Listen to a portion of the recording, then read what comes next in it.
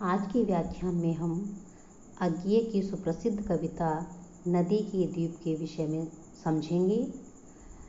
अज्ञेय जो कि प्रयोगवाद के प्रवर्तक रहे हैं और जिनका पूरा नाम सच्चिदानंद हीरानंद वात्स्यायन अज्ञेय है। तो आज की कविता का शीर्षक है नदी के द्वीप। हम नदी के द्वीप हैं, हम नहीं कहते कि हमको छोड़कर स्रोतस्वनी बह जाए। वह हमें आकार देती है, हमारे कोण, गलियां, अंतरीप, उभार, सैकत कूल सब गोलाइयाँ उसकी गढ़ी हैं। माँ है वह, इसी से हम बने हैं। उपरोक्त पंक्तियों में अज्ञेय जी ने अपना परिचय देते हुए कहा कि हम नदी के द्वीप हैं, अर्थात जीवन की जो लगातार बहती हुई धारा है उसमें हमारी स्थिति द्वीप की भांति है। और हम ये नहीं कहते हैं कि नदी की धारा छोड़कर आगे की ओर हम बह जाएं, क्योंकि उसने तो यह रूप जो दिया है, उसी ने हमें यह रूप दिया है, उसने हमें यह आकार दिया है। हमारे कोण, टापू, बालू का तट, सारी गोलाइयाँ उसी के द्वारा निर्मित है और वह हमारी माँ है, क्योंकि उसने हमें ये सब रूप दिया है। इन पंक्तियों में प्रतीक के माध्यम से कवि ने व्यष्टि और समष्टि अर्थात व्यक्ति और समाज की बात की है।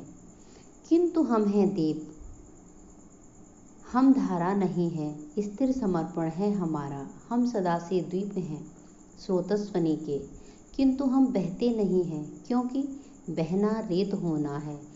हम बहेंगे तो रहेंगे ही नहीं, पैर उखड़ेंगे, प्लवन होगा, ढहेंगे, सहेंगे, बह जाएंगे और फिर हम चूर्ण होकर भी कभी क्या धार बन सकते। रेत बनकर हम सलिल को तनिक गंदला ही करेंगे, अनुपयोगी ही बनाएंगे। उपरोक्त पंक्तियों में अज्ञेय की दृष्टि में सहज प्रेम का विकास ही व्यक्तित्व के स्वतंत्रता का विकास है, अर्थात मुक्ति के बोध की कामना है। प्रेम अनुभूति के सहारे की गई व्यक्तित्व की यह खोज ही व्यक्ति के समाजीकरण की प्रक्रिया है, अर्थात इसमें व्यक्ति और समाज के संबंधों को बताया गया है। अज्ञेय ने व्यक्ति के व्यक्तित्व को रेखांकित किया है इसमें, और ये बताने का प्रयास किया है कि आज की दुनिया में प्रत्येक व्यक्ति का अस्तित्व है, हर प्रभुत्व की महत्ता है।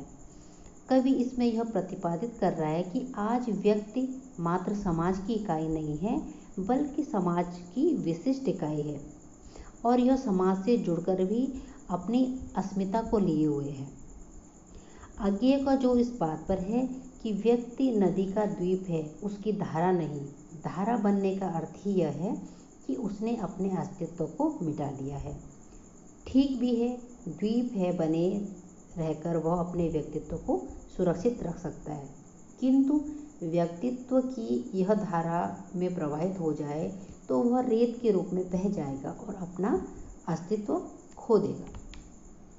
द्वीप हैं हम, यह नहीं है शाप, यह अपनी नियति है। हम नदी के पुत्र हैं, बैठे नदी के क्रोड़ में। यह बृहद भूखंड से हमको मिलाती है और वह भूखंड अपना पितर है। उपरोक्त पंक्तियों में कवि कहते हैं कि हम नदी के द्वीप हैं और द्वीप होना हमारे लिए कोई अभिशाप नहीं है, यह तो हमारा भाग्य है, अर्थात जो विधाता का विधान है वही है कि उस रचयिता ने हमें द्वीप का रूप प्रदान किया है और हम नदी के पुत्र हैं, इसीलिए उसकी गोद में हमेशा रहते हैं। नदी के दूसरे पार या दूसरे छोर पर जो विशाल धरती है, उससे यह नदी ही हमें मिलाती है, अर्थात यह जो भूखंड है यही हमारे पूर्वज हैं, क्योंकि द्वीप एक विशाल भूखंड का ही अंश होता है और उसको नदी की धारा से नदी अलग करती है।